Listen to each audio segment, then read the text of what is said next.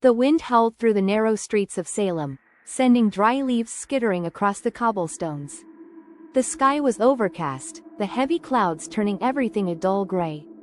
Inside the Salem Historical Museum, Sophie, Ethan, and Mia wandered through the dusty exhibits, glancing at old documents and faded photographs.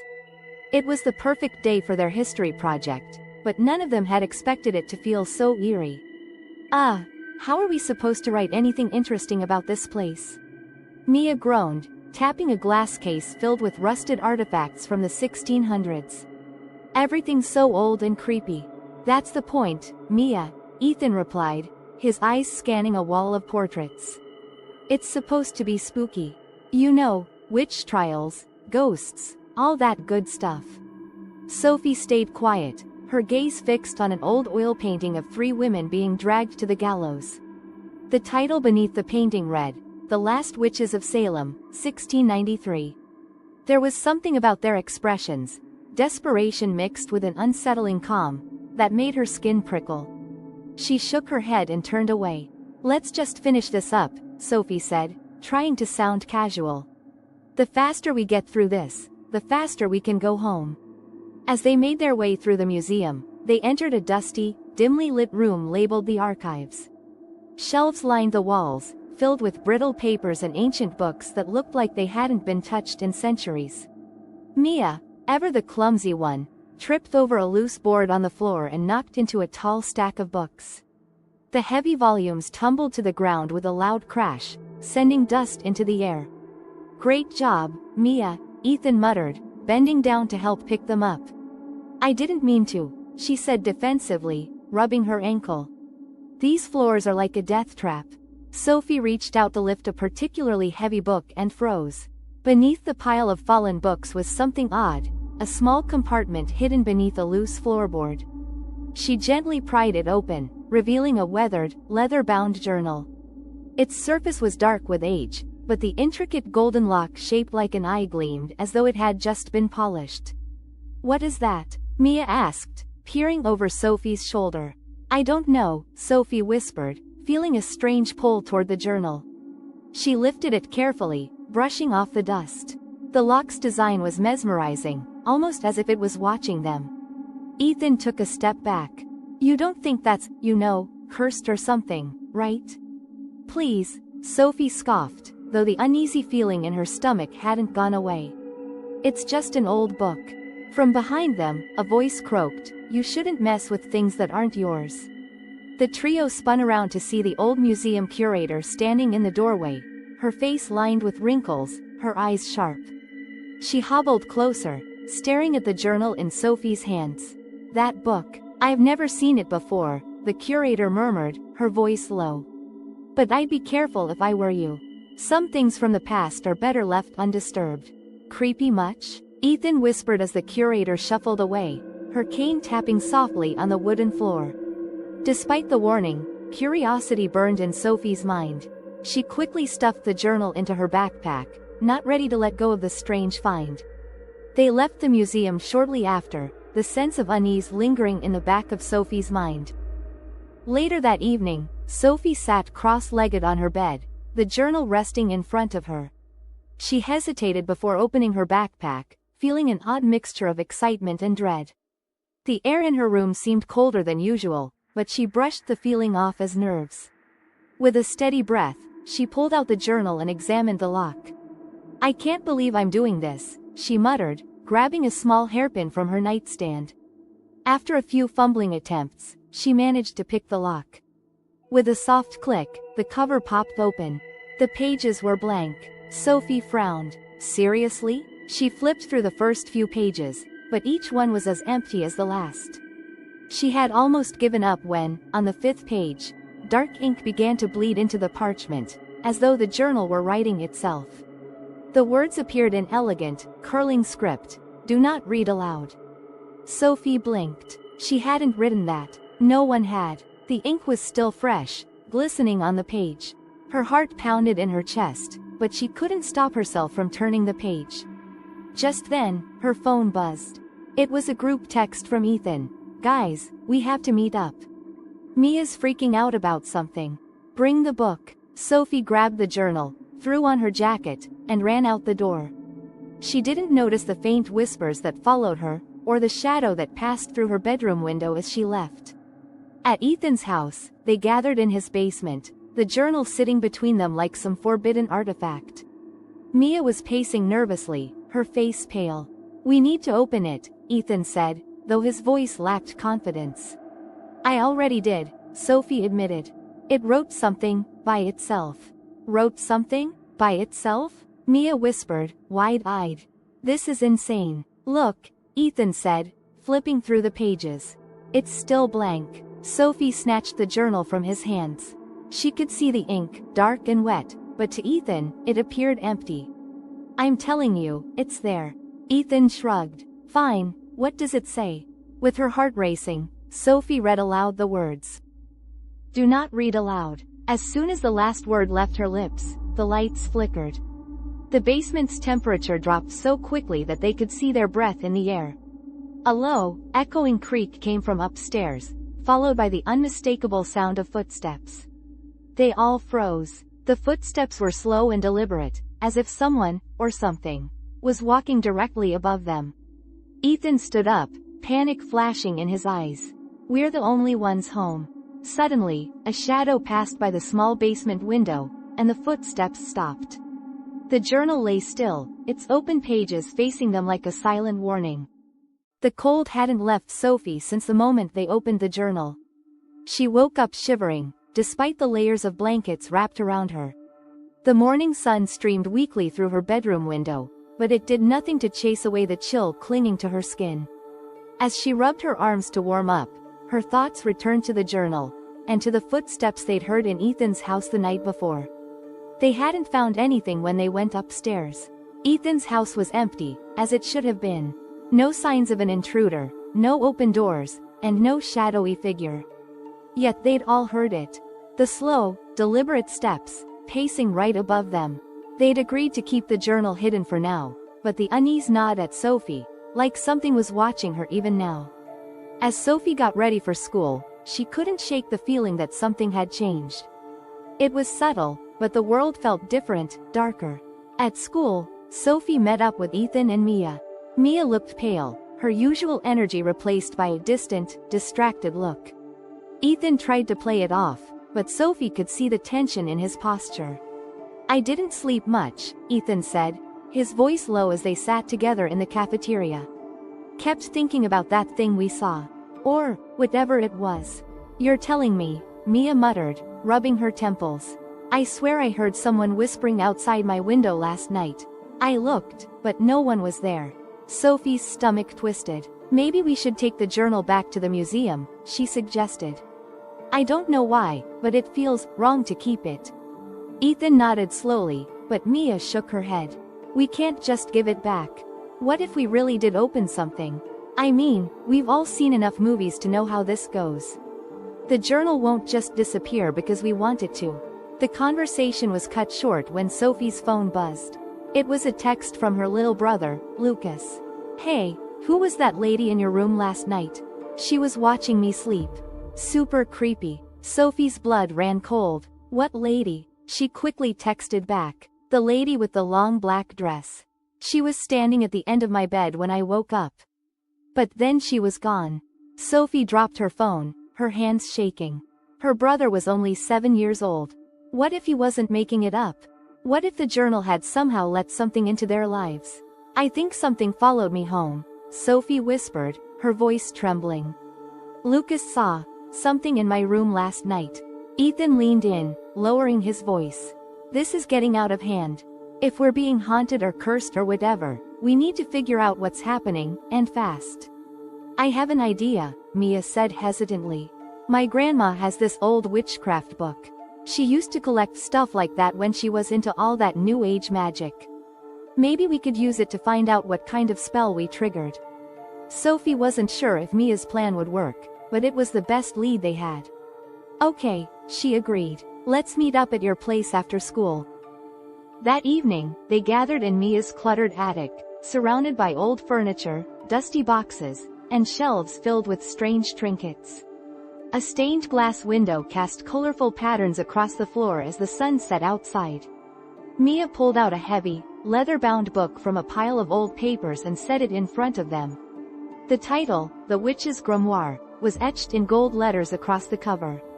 "Do you really think this will help?" Ethan asked, skepticism clear in his voice. "Can't hurt to try," Mia replied, flipping through the pages. "If the journal's cursed, there might be something in here about how to break it." They searched through the book, comparing the symbols and illustrations to the journal. As they pored over the pages, Sophie felt an odd sensation, a prickling on the back of her neck, like she was being watched. Every creak in the old attic sent a wave of dread through her, but she tried to focus. Suddenly, Mia stopped flipping pages and pointed to a passage. "Look, there's a section here about cursed objects." The text explained how certain items, usually things tied to strong emotions or unfinished business, could bind spirits or dark forces to them. It also mentioned that these objects couldn't be destroyed easily. Instead, they had to be dispelled by finding out the source of the curse and resolving it. Sophie swallowed hard. "You think the journal is one of these objects?" Mia nodded. "It fits. That journal has something attached to it, and it's not going to go away until we deal with whatever it wants." Ethan rubbed his face. "So, we have to figure out why this thing is haunted and what it wants from us." "Pretty much," Mia said, closing the book. "If we don't, it'll just keep getting worse." As they left the attic, Sophie's mind swirled with possibilities. What had they unleashed? And more importantly, how were they supposed to stop it? Every step felt heavier, as if the weight of the journal's dark presence was closing in on them. That night, the whispers returned. Sophie lay in bed, her eyes wide open, straining to hear where the sound was coming from. But it was everywhere, soft, eerie voices that floated in and out of her awareness, as if they were trying to get her attention. She pulled the blankets tighter around herself, her heart racing. Just as she was about to reach for her phone, the whispers stopped. Silence hung in the air like a heavy fog. But then, there was a new sound, footsteps. Slow, deliberate, and unmistakable. They were coming down the hallway outside her room. Sophie sat up, her breath caught in her throat. The footsteps stopped right outside her door. Her hand trembled as she reached for the doorknob, but something deep inside her screamed not to open it. The handle began to turn on its own. Sophie gasped, stumbling back. Her bedroom door creaked open, revealing only darkness beyond it. But in that darkness, she could see a figure. A woman, dressed in a long black dress, her face hidden in shadow, standing at the threshold. Sophie's scream was caught in her throat as the woman took a step forward, then vanished into thin air. The journal lay untouched on her desk, its pages blank once more. Sophie didn't sleep at all after seeing the ghostly figure in her doorway. She had stayed awake, her eyes fixed on the journal that sat closed on her desk, its strange lock glinting in the dim light from her bedside lamp. The figure had vanished as quickly as it had appeared, but the cold, heavy presence lingered in the air. When morning finally came, she felt exhausted and unnerved, but one thing was clear. The journal had unleashed something, and it wasn't going away. The text messages from her brother, Lucas, about the woman in black who stood by his bed haunted her mind. She knew Ethan and Mia would be feeling the same unease. They needed answers, fast. After school, Sophie, Ethan, and Mia gathered at Sophie's house. The three of them sat on the floor of her bedroom, the journal between them. Outside, the sky was overcast, casting a gray shadow over the room, as though the weather itself was reflecting their fears. Sophie opened her mouth to speak, but Mia interrupted, her voice trembling. "It happened again," she whispered. "Last night. The whispers, the shadows. I think we did something when we opened that book." Sophie nodded, her throat dry. "I saw her. The woman in black. She was standing right there," she said, pointing to her bedroom door. "I didn't imagine it." Ethan leaned forward, his hands balled into fists. "We didn't just open a journal. We opened something else. Something that's trying to come back." Mia fidgeted with the corner of her jacket. "I found something in my grandma's witchcraft book. It said that spirits can be tied to objects, like journals, especially if they have unfinished business. If we triggered something, We have to find out what the spirit wants. Sophie's heart pounded. The idea that they had revived a spirit, or worse, was terrifying. She glanced down at the journal, unsure if she should touch it again. "There's more in here," she whispered. "The writing, it changes. It shows us things when we read it aloud. We need to figure out what this book wants us to know." With trembling hands, Sophie opened the journal. The pages had once been blank, but now they were filled with messy, frantic handwriting. Words seemed to crawl across the page as if they were alive, shifting and rearranging. One passage stood out: she was betrayed by the town. Her life was stolen, but her power was never lost. The curse will return, and her vengeance will be complete. "What does that mean?" Ethan asked, peering over Sophie's shoulder. Mia's face had gone pale. I think we resurrected someone. A witch." Sophie's pulse quickened. The woman we keep seeing, could she be the witch? Someone who was wronged, maybe from the Salem witch trials? Ethan's eyes widened. What if we didn't just bring her back? What if we're part of her plan? What if this is her curse? Sophie's mind raced as the pieces began to come together. The journal belonged to someone who had been wronged, a woman who had died, but whose spirit had lingered in this world, waiting for the right moment to return. And they had provided that moment. But why us? Sophie asked, her voice shaking. Why now? Mia flipped through her grandmother's book again. It says here that curses can pass through generations, like bloodlines. If the woman was wronged by someone in Salem, maybe we're connected to the people who hurt her. Ethan frowned. So, she's coming after us? Because of something our ancestors did? Mia nodded. That's what it sounds like. The room fell silent as the weight of Mia's words settled over them. They had accidentally brought a witch back from the dead, a witch with a grudge against their families. That night, as Sophie lay in bed, she couldn't shake the feeling that the witch was close. The air felt thick, and every shadow in her room seemed to move when she wasn't looking. Her heartbeat thundered in her ears as she stared at the ceiling, wide awake. Suddenly, her phone buzzed. It was a message from Lucas. I saw her again. She was standing in the hallway this time. Why won't she leave? Sophie's blood ran cold. She jumped out of bed and hurried to her brother's room. Lucas was sitting up, wide-eyed and pale, his small hands gripping the edge of his blanket. She was here, Sophie. I swear she was here. Sophie hugged him tightly, trying to stay calm. It's okay. She's gone now. But even as she said the words, she wasn't sure they were true.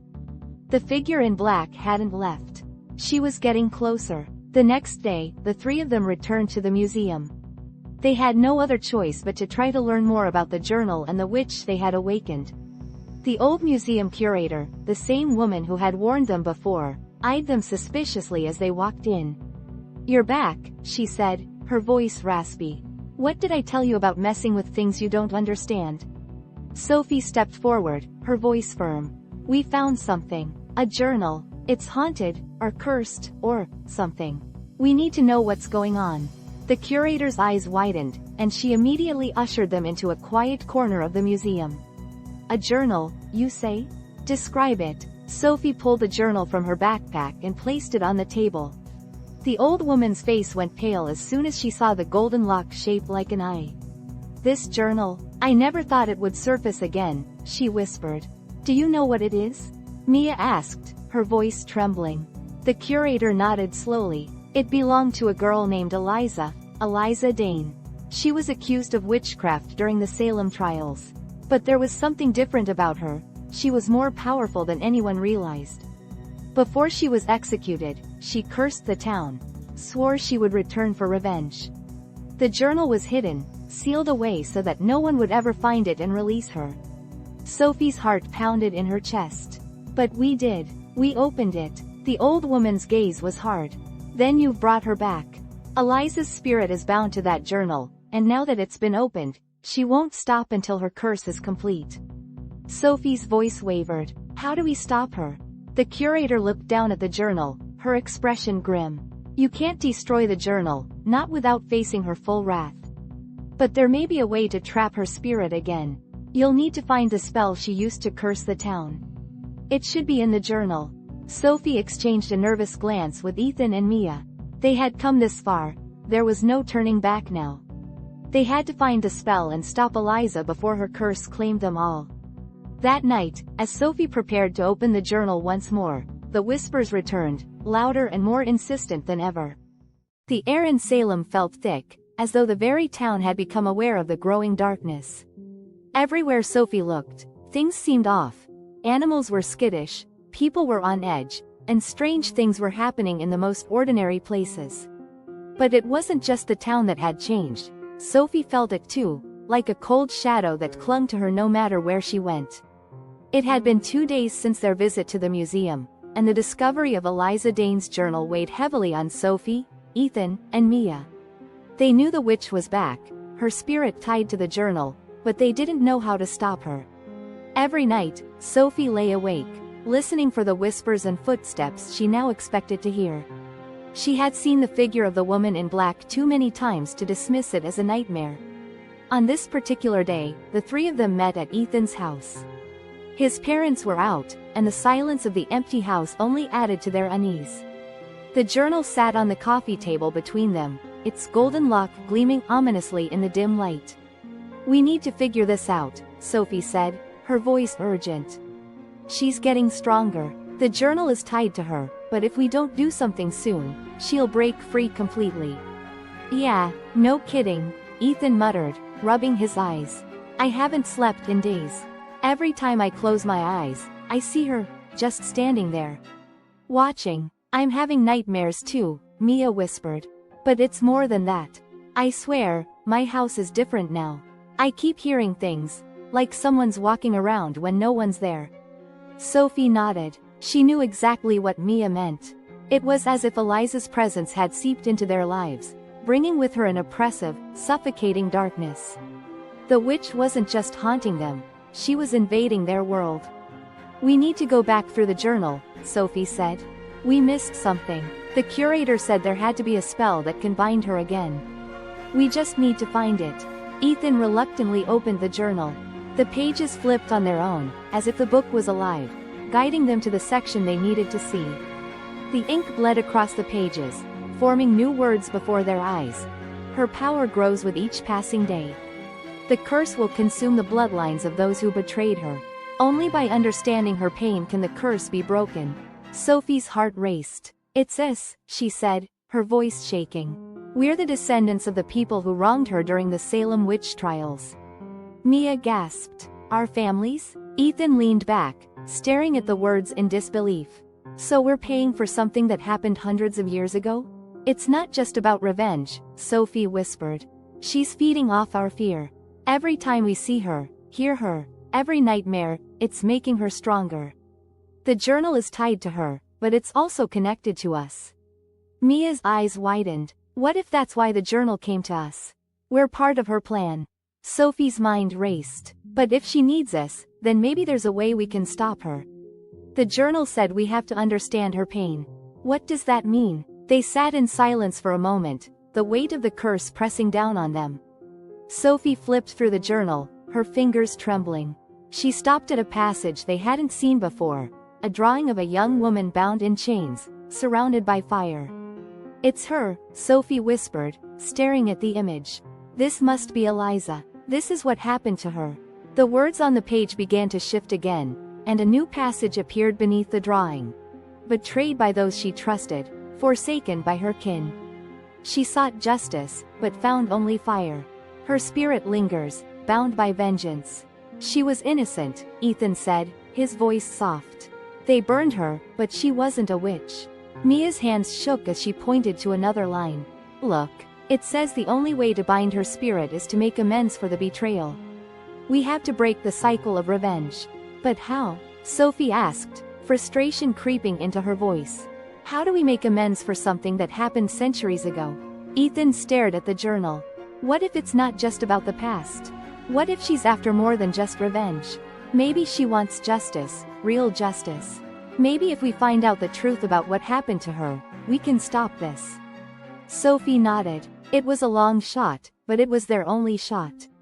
"We have to find out what really happened to Eliza. If she was innocent, we need to prove it." That night, the curse deepened. As the three of them slept, Their dreams became darker, more vivid. Sophie dreamed of fire. Crackling flames consuming a wooden stake in the center of a crowded square. She saw Eliza, her face twisted in fear and pain, as she was dragged to her death. The mob screamed for her blood, accusing her of witchcraft. But in the dream, Sophie saw the truth. Eliza had been framed, betrayed by those who had once been her friends. Sophie woke with a start, her heart pounding in her chest. The dream had felt so real, as if she had been there, standing in the crowd. She could still smell the smoke, feel the heat of the flames on her skin. She knew now that Eliza's anger wasn't just about revenge, it was about justice. She had been wronged, and her spirit had been trapped in the journal ever since. As Sophie lay in bed, the whispers returned, louder and more insistent than ever before. But this time, they were clearer. The voice wasn't just haunting her, it was calling to her. You must make them pay. You must make them see. Sophie sat up, her body trembling. She knew what she had to do. Eliza's spirit wasn't going to stop until the truth came out. And if they didn't act soon, the curse would consume not just them, but the entire town. The next day, Sophie, Ethan, and Mia gathered again, this time in the old Salem graveyard. They had found records of Eliza's death, and they knew where she had been buried. They stood before her crumbling gravestone, the air around them thick with an unnatural chill. This is where it ends, Sophie whispered, holding the journal tightly in her hands. We're going to find the truth, and we're going to stop her. Ethan looked around nervously. I don't know about you guys, but I feel like we're not alone out here. Mia nodded, her face pale. She's here. I can feel her. Sophie took a deep breath and opened the journal. The words were clearer now, and a new passage had appeared. Speak her name and the truth will be revealed. Sophie's voice shook as she spoke the name written on the page. Eliza Dane. The ground beneath them trembled, and a gust of icy wind howled through the graveyard. The air shimmered, and the shadowy figure of the woman in black appeared before them, her face still hidden in darkness. You've come to finish it, the voice echoed, cold and filled with anger. Sophie stepped forward, her hands shaking. No, we've come to make it right. We know what happened to you, Eliza. You were innocent. You were betrayed. But revenge won't bring you peace. The figure stood still, the air thick with tension. Peace, the voice hissed, is not what I seek. The chilling wind whipped through the graveyard as Sophie, Ethan, and Mia stood frozen, facing the shadowy figure of Eliza Dane. The journal in Sophie's hands trembled, its glowing lock seeming to pulse with each heartbeat. Eliza's presence had grown stronger, more tangible, and the air around them felt thick, suffocating with the weight of her fury. The witch's voice echoed through the graveyard, cold and filled with centuries of bitterness. You've come to finish what they started, to bury the truth once more. Sophie stepped forward, her voice shaking but resolute. No, we're not here to hurt you. We know what happened to you. You were innocent, betrayed by those you trusted. Eliza's shadowy form flickered, and for a moment, her face emerged from the darkness. A woman's pale, twisted features consumed with anger and grief. Her eyes locked on Sophie's, filled with a hatred so deep it made Sophie's heart race. Innocent? Eliza hissed. Do you think the flames of their lies can ever be forgotten? They branded me as a witch, but it was they who held the power. They who twisted the truth. You are no different than them. The ground beneath their feet rumbled again, and gravestones cracked as if the earth itself were responding to Eliza's rage. Mia gasped, stumbling backward as a shadowy tendril from Eliza's form crept toward her, flickering like smoke. We're trying to help you. Ethan shouted, stepping closer to Sophie. We found the journal. We know you were framed. We want to make it right. Eliza's hollow laugh sent chills down their spines. Make it right? You cannot undo centuries of pain and torment with words. My vengeance is all that remains. The wind howled through the graveyard, carrying with it voices, whispers of the past. The friends looked around in panic as the shadowy figures of the past seemed to rise from the earth, ghosts of Salem's dark history surrounding them. Mia's voice wavered. She's not going to listen to us, Sophie. We need to leave. But Sophie stood her ground, the journal burning in her hands like a weight she couldn't let go of. No, there has to be a way. Her fingers trembled as she flipped through the pages of the journal. The words twisted and turned, revealing more of Eliza's story. The journal wasn't just a record of Eliza's life. It was a tool she had used to try to protect herself. But in her final moments, the town had seized it, using it against her to bind her spirit in this endless cycle of vengeance. Sophie's breath hitched as she realized what they had to do. The journal, it's not just keeping her spirit alive, it's keeping her trapped in this hatred. Ethan frowned. What are you saying? Sophie's eyes widened with realization. If we can break the curse on the journal, if we can release her from this cycle, maybe she can find peace. Eliza's eyes flared with anger. Peace? You think peace is what I seek? The ground shook harder now, and the shadowy forms of townspeople gathered closer, their ghostly accusations echoing in the air. Witch, they cried. Heretic, murderer. But Sophie's voice cut through the chaos. You were innocent, Eliza. They were wrong, and we see that now. You don't have to keep doing this. You don't have to be bound to their lies anymore. The journal in her hands began to glow, the pages trembling as though the magic within it was reacting to her words. Sophie turned the book to the final page, where a single line of text appeared, written in ink that seemed to shimmer like blood. Speak the truth, and the curse will be undone. Sophie knew what she had to do. Her voice was barely a whisper, but it carried with it the weight of centuries. Eliza Dane, you were wronged. We see you, and we acknowledge the injustice. Your spirit is free. Eliza's form flickered again, her face shifting between anger and something else. Something softer, more human. The shadows around her recoiled, and for the first time, the ghosts of Salem fell silent. The journal in Sophie's hands began to glow brighter, the lock's eye opening wide. The wind stopped, the ground stilled, and for a moment, everything was silent. The glowing light from the journal intensified, bathing the entire graveyard in an ethereal glow. Eliza's figure trembled, her edges softening, as though the rage that had fueled her for centuries was finally fading. She looked down at her hands, then back at the three teenagers who stood before her, no longer with hatred but with a sorrowful understanding. I was wronged, Eliza whispered, her voice fragile and broken. But I was also consumed by my own anger, trapped by it. Tears welled up in Sophie's eyes. You don't have to be trapped anymore. You can let go. For a long moment, Eliza stared at them, her form flickering like a flame about to extinguish. Then, slowly, she nodded. Her face softened, the twisted mask of vengeance fading into something that resembled peace.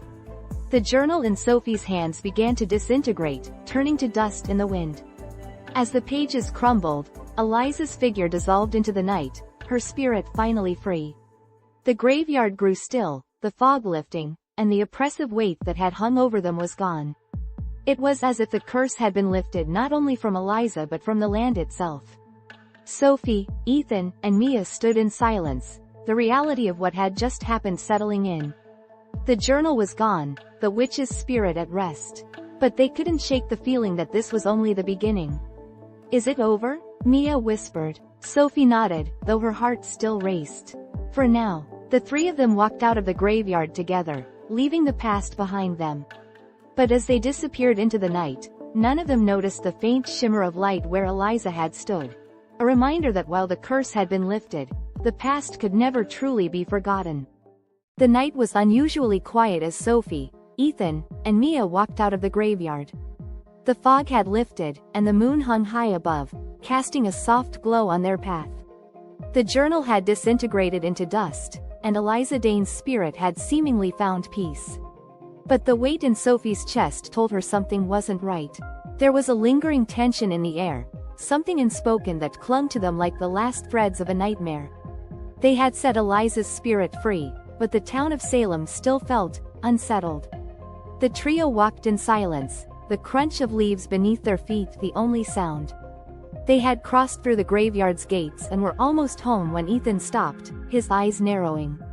Do you feel that? He asked, his voice barely above a whisper. Sophie did. The air had shifted, growing colder, as if the peace they had earned was already slipping away. I thought it was over, Mia murmured, hugging herself tightly. Sophie glanced around, her instincts prickling. Something was wrong, very wrong. The calm they had felt moments ago was gone, replaced by a creeping sense of dread. A low whisper echoed through the night. "It's not over yet." Sophie spun around, heart racing. The voice was unmistakable, it was Eliza. But how? They had freed her spirit, broken the curse. Suddenly, the ground beneath them trembled. A gust of icy wind howled through the trees, and the moonlight flickered as though it were being swallowed by the darkness. Shadows stretched and twisted, and from the depths of the graveyard, a figure emerged. Eliza. But she was different this time. Her form was no longer that of the angry, vengeful spirit they had faced before. Now, she stood taller, more solid, her eyes glowing with a malevolent power. Her face was no longer twisted with sorrow, but with something darker, an insatiable hunger for more. "You thought you could free me," Eliza said, her voice carrying through the air like a cold wind. "But you don't understand. I am not just a victim of injustice. I am power itself. And now, I am free." The realization hit Sophie like a punch to the gut.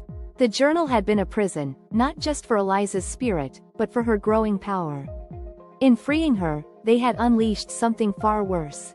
"What do you want?" Sophie demanded, her voice trembling but strong. Eliza smiled, her eyes burning with dark fire. "I want what I was denied. Power, control. The bloodlines of those who wronged me will pay, and I will take my place as the ruler of this cursed land." The ground cracked beneath them as Eliza's power surged, and dark tendrils of shadow began to creep toward the town of Salem, wrapping around trees, homes, and everything in their path. The air was thick with her malevolent energy, and the peaceful town began to tremble with fear. "We have to stop her," Ethan whispered, his voice laced with panic. "But how?" Mia asked, her voice shaking. "The journal is gone. We have nothing left." Sophie's mind raced. They couldn't let Eliza unleash her fury on Salem, but without the journal, what could they do? Then, a thought struck her. Eliza had fed off the town's history, the lies, the injustice. But maybe they could break her hold by confronting the truth head-on. "Eliza, wait," Sophie shouted, stepping forward. "This isn't what you wanted. You wanted justice, not destruction." Eliza's glowing eyes flicked toward Sophie, her smile fading. "Justice? There is no justice in this world. Only power." Sophie shook her head. "No, there's another way. The truth has been hidden for centuries, but we know now. We know you were innocent. The town needs to know too. Let us tell your story. Let us bring the truth to light. That's the only way to truly break the curse." For a moment, Eliza seemed to hesitate, her fiery eyes dimming. The power swirling around her flickered, as if the idea of justice resonated somewhere deep within her. But then, the darkness surged again, more violently than before. "You think words can stop me? I have waited centuries for this moment. I will not be denied." With a deafening roar, the shadows lunged toward them. Sophie, Ethan, and Mia barely had time to react as the darkness enveloped them. They were thrown back, the force of Eliza's magic knocking the air from their lungs. Pain shot through Sophie's body as she hit the ground, but she scrambled to her feet, refusing to give up. "We can't let her win," she gasped, her heart racing. Ethan and Mia stood beside her, fear in their eyes but determination on their faces. Sophie knew they were running out of time. Eliza's power was growing, and soon she would consume the town. They needed a plan, fast. Suddenly, Sophie remembered the curator at the museum. She had said the journal wasn't just a record of Eliza's life. It was a prison that bound her. If they couldn't use the journal itself, maybe they could still use the same spell that had trapped Eliza all those centuries ago. "We need to trap her again," Sophie said breathlessly. "We can't destroy her power, but maybe we can bind it." "But how?" Ethan asked, looking around at the swirling darkness. Sophie's eyes scanned the ground, searching for something, anything, that could help. Her gaze landed on a cluster of stones in the shape of a circle, remnants of an old spell circle. "It had to work. Over there," Sophie shouted, pointing to the stones. "Help me recreate the circle." With no time to lose, the three of them scrambled to form the stones into a protective circle, each of them working frantically as Eliza's power closed in on them. As they placed the final stone, Sophie remembered a line from the journal, the spell that had bound Eliza in the first place. She stood in the center of the circle, her heart pounding, and began to chant, "By the power of truth, by the light of justice, I bind thee, Eliza Dane. Thy spirit shall rest, thy power contained." Eliza let out a scream, her shadowy form writhing in agony as the spell began to take hold. The dark tendrils recoiled, the power that had surged through Salem faltering. For a brief moment, it seemed like the curse might finally be broken. But then, Eliza's fiery eyes locked onto Sophie, and she snarled, "I will not be bound again." With one last surge of dark magic, Eliza broke free of the spell, her form flickering with uncontrollable power. But Sophie, Ethan, and Mia stood their ground, continuing the chant, refusing to let fear consume them. The circle of stones glowed brighter, and with a final, ear-piercing shriek, Eliza's form exploded into a burst of shadow and light. The darkness that had consumed the town vanished, leaving only silence behind. Sophie, Ethan, and Mia collapsed, the weight of the battle finally catching up to them. "It's over," Sophie whispered, staring at the now empty graveyard. Eliza was gone, her power finally sealed away. They had won. But as they walked back toward the town, a faint whisper echoed in the distance, carried on the wind. "It is never truly over." The trio exchanged glances, knowing that while they had defeated Eliza for now, the secrets of Salem's past would never truly be forgotten. Thanks for watching. If you liked this scary story and want to see more other spooky stories, then click the like and subscribe below. Keep an eye on your journal.